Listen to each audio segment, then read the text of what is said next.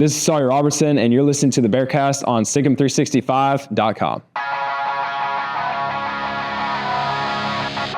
Welcome into the Bearcast on SicEm365.com, presented by Wellman Medical Management and Barefoot Campus Outfitter. I'm your host, Grayson Grundhoefer. Today, I'm here with Levi Caraway, and Baylor's 2026 football schedule has finally been released. And so Levi and I are going to go through some of the quick hitters, go through kind of what we see about the schedule, the things that stood out to us, and give our initial gut reactions. But before we start with that, Levi, let's just run through the schedule real quick so that everyone has an idea of kind of where they're at, what the schedule looks like if you don't have it in front of you. So Baylor kicks off the season in Atlanta against Auburn on September 5th. Then they get Prairie View A&M and then Louisiana Tech. The Louisiana Tech game has been added to the schedule to replace the SMU game because SMU got out of that game, which actually helps Baylor as well. Then conference play starts. Baylor faces Colorado on September 26th, followed by a road trip to Arizona State before a bye week. After the bye week, Baylor faces TCU, at Kansas, at UCF, Iowa State for homecoming, at BYU, Texas Tech, then at Houston on November 28th. Levi, initial thoughts on just that schedule when it came out this morning? My initial reaction was, this is going to be a hell of a lot more interesting with DJ Lagway at quarterback than without him. But I think there's a lot of fun road trips on there. It's a pretty good home slate for the guys who have season tickets and whatnot. I think with DJ, there's kind of some more excitement about this than maybe there would have otherwise been with all the other stuff going on within the program. But yeah, I think it's I think that back end of it, we'll talk about it later, is really tough. The middle of it's pretty manageable, but the Colorado, ASU, TCUs, those three games are probably going to tell the story of the season, honestly. Yeah, very well could. And I mean, you get 7 straight games off of that bye week in early October. That's not very advantageous, I wouldn't say, towards the season. So we're going to start from the top going down, because my first takeaway from this schedule was that Baylor got very lucky with Colorado being their first conference game. I think that sets up really well. Colorado was 3-9 last year. Their offense rated outside the top 110 and their defense rated outside the top 110. They have road trips at Georgia Tech and at Northwestern before playing Baylor. Might be a little bit of wear and tear for them. I just think in general, that sets up really well for Baylor to get a conference win to start play, which would be massive towards building a little bit of confidence and building momentum, especially since I feel like I'm in the position that they're probably going to drop that Auburn game to start the year and be 2-1. And so getting a win like that could help them and catapult them a little bit into conference play. Yeah, Colorado is probably going to be a mess next year. When was the last time in the Aranda era, at least post-2021, how many times have they won the conference opener? It can't be that many times. Well, they got it a couple times because for some reason they were starting with Iowa State a few years in a row there. I know they beat Iowa State in the first conference game in Ames in 2022. They also got them in 2021 with Gary Bohannon, that crazy game where Treston Ebner had the punt return. So I know they won those two. Not 100% sure about the others, but those two stood out because they were facing, pretty good Iowa State teams. Yeah, and then they lost to Colorado in 24 in the Big 12 opener. And was ASU the Big 12 opener this year? Yeah, I think it might have been Arizona State. I think 2023, their conference opener, was that the one against, it was either Texas or UCF. I can't remember the order of that. I think it might have been getting blown out by Texas, and then they went to UCF. And then they went to UCF. Win. Yeah, so yeah. That's right. Yeah, so that'd be nice if they could get a win to open Big 12 play. And then those really interesting games against ASU and TCU coming up. Yeah, and that's definitely a huge marker that I'm looking at there. I think one of the things that was kind of next on my list was just circling that October 17th matchup against TCU. And the reason I say that is because the Arizona State game on the road, I know Arizona State's losing a lot. They lose Sam Levitt. I still think they're going to be pretty good next year. And I also think their coach is just good. And going on the road, I would predict that Arizona State's going to win that game against Baylor. And then the Bears get a bye week. And then you're going into this matchup against TCU. And Dave Aranda, as we know, has been terrible against TCU. 1-5 so far against them during his time at Baylor. they have to win that game. And the reason I'm circling that date specifically is because I do think that it is within the realm of possibility that if you lose that game at home at McLean Stadium, that's kind of the first moment, I think, where you could see potentially a coaching change in the middle of the season. I think it would make sense a little bit. No, you don't have a bye week, but again, you go 1-6 against TCU, and if you start the season 3-3, it's kind of like, what are you hoping to salvage here? Because if you start 3-3, you're probably going to be a team, most likely, that is battling to be in a bowl game. And I certainly don't think that's good enough going into next season. Yeah, I think so too. And especially coming off the bye week going into that TCU game, as well as it being a home game, like that game really matters to the Baylor fan base. And I'm sure even with the circumstances surrounding this upcoming year, I'm sure there'll be a good crowd for that game.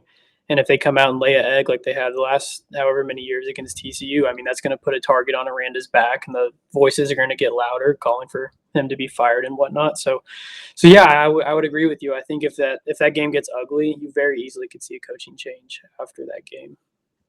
Do you see a moment earlier in the season that could also lead to that, or do you agree that that's probably the first one that's kind of that you could see a change after this game? Like, do you see it going into that bye week at all?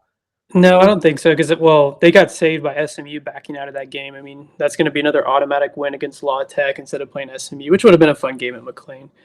And then Colorado, they're probably going to be a mess.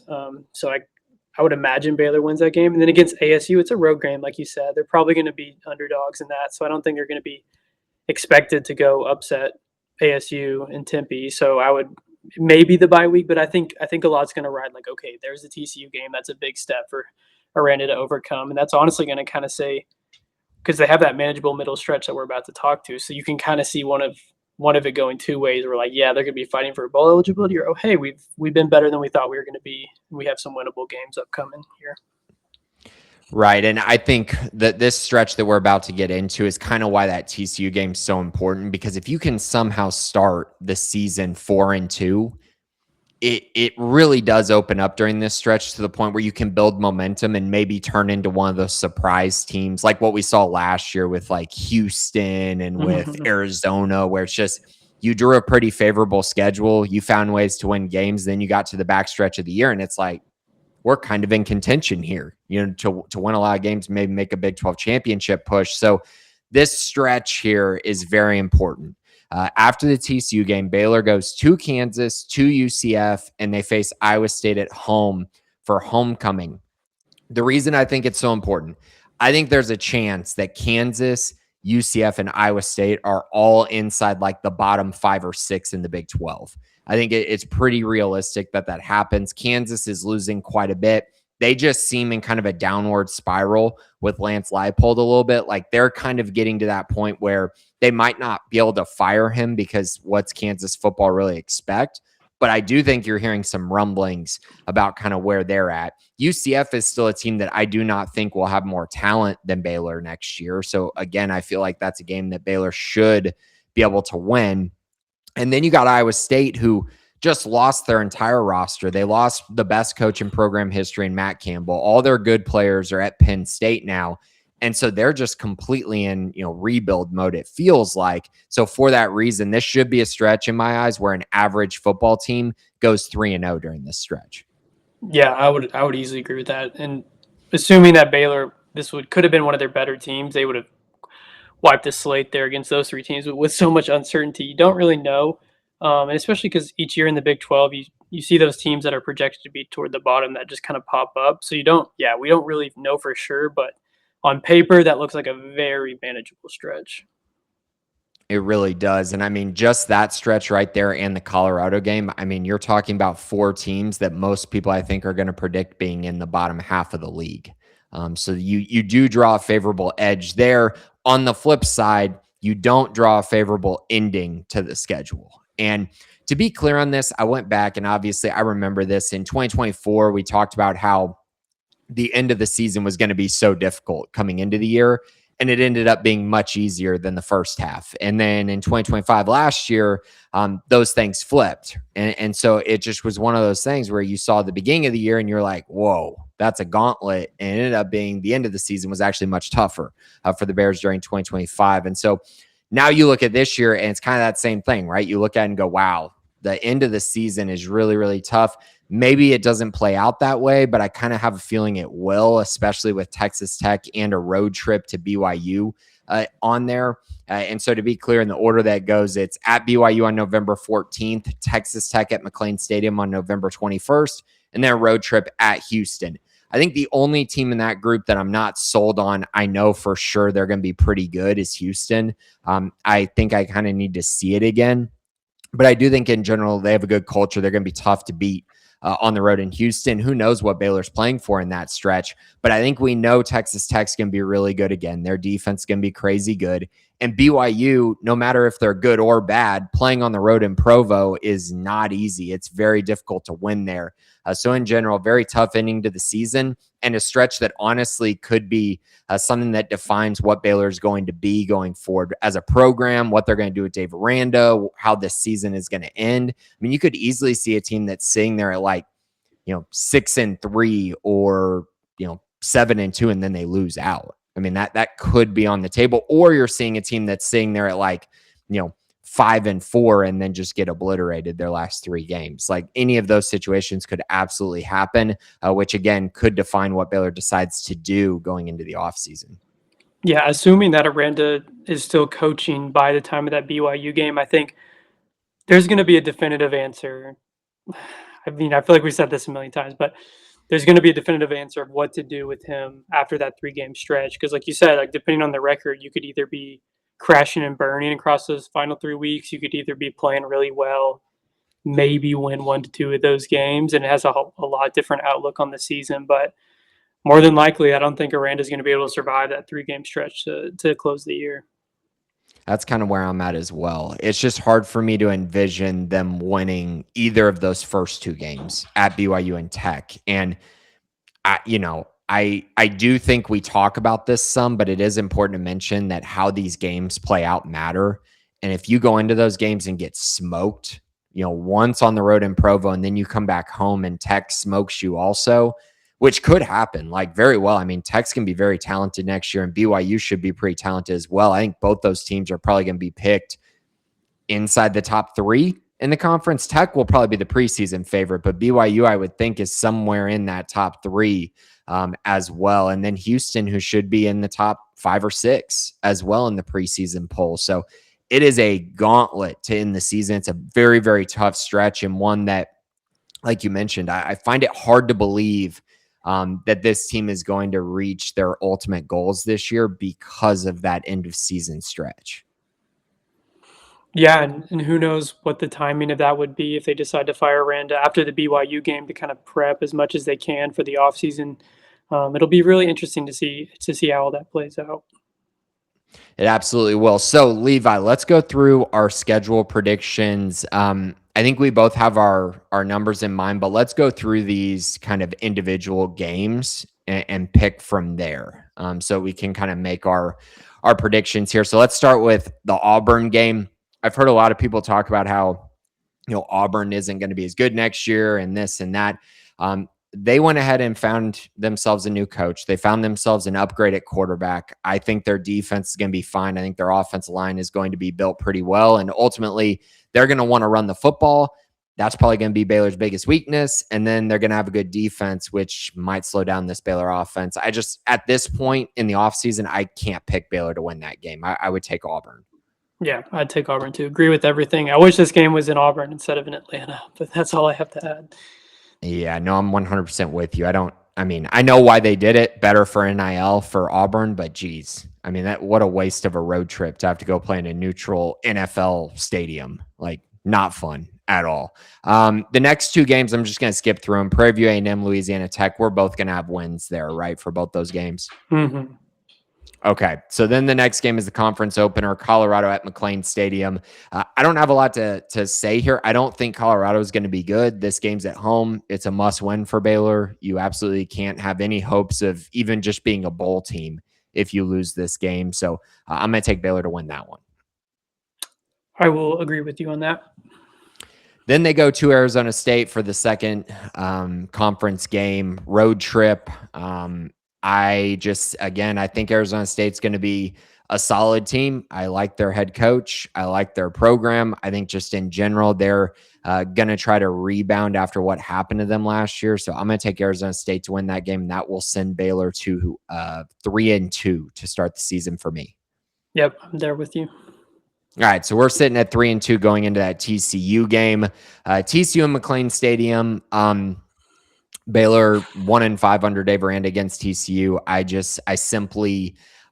I feel like this is a year where Baylor should be able to win this game. TCU's got quite a few changes, including their quarterback position, but I don't feel confident in picking Baylor at this time to beat them. It just has been a monkey on their back, and I don't think it shakes for them this year. So Baylor falls 3-3.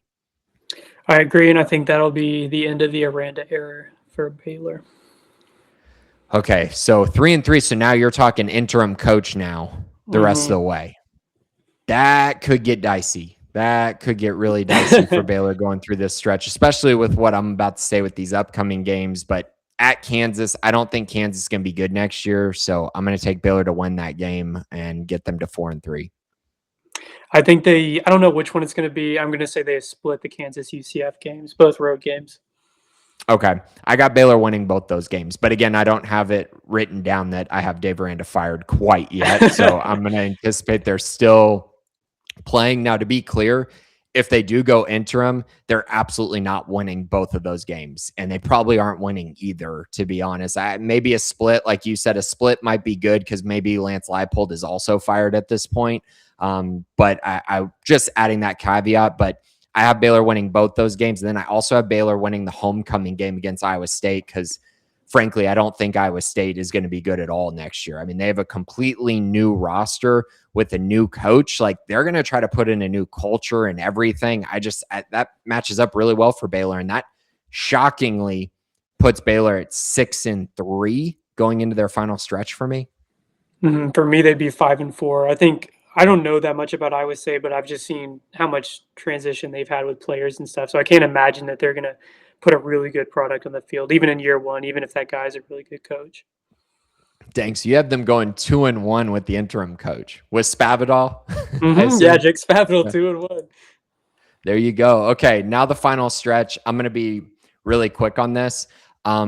I have Baylor losing all three of these games to end the year. I think they go to Provo and get just like going in there at 6-3 with actual like these hopes of potentially making it to the Big 12 championship. And then I think they lose that game, probably a close game. But I think BYU wins it. And then I think they come home, get blown out by Tech.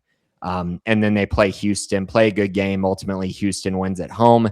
And then that's it. That's it for the Dave Aranda era. They go 6-6, which I don't think is anywhere near good enough with the schedule that's laid out in front of them. Yep, I say 5-7. That back half or those last three games are really tough, and then on to the next coach and the excitement of change and what that'll bring.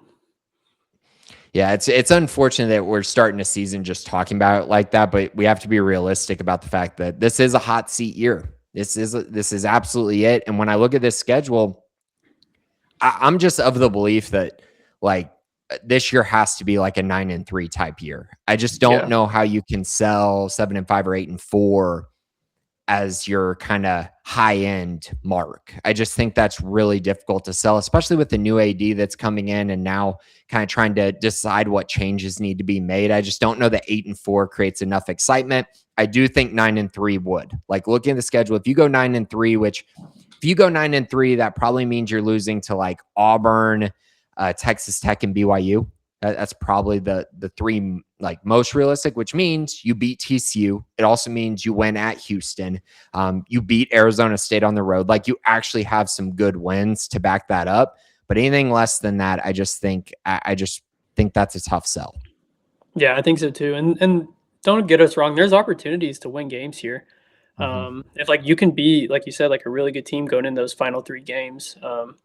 But I just think with everything happening behind the scenes going into this season, what they have on paper, it's going to be a tough ask. Yeah, I think that's the unknown part is if you get to a point where you're literally looking at the schedule and you're like, where does the interim coach start? that makes it really difficult to predict a record for the season.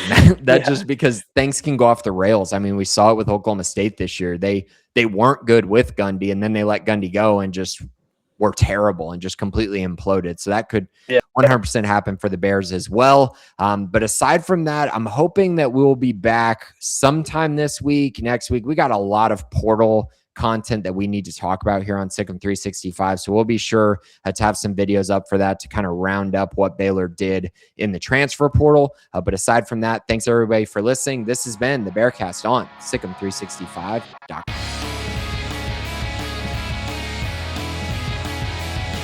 Join Sikkim 365 Premium on a $1 for 1 month trial to read our experts' notes and insights. Know about high school commits, off-season transfers, coaching staff changes, and so much more before the rest. Also, download the Sikkim 365 app on your iPhone today to get instant notifications of breaking news, read up on the latest inside info, easily interact with other Baylor fans on our forums, and get alerts for anything published by your favorite staff members.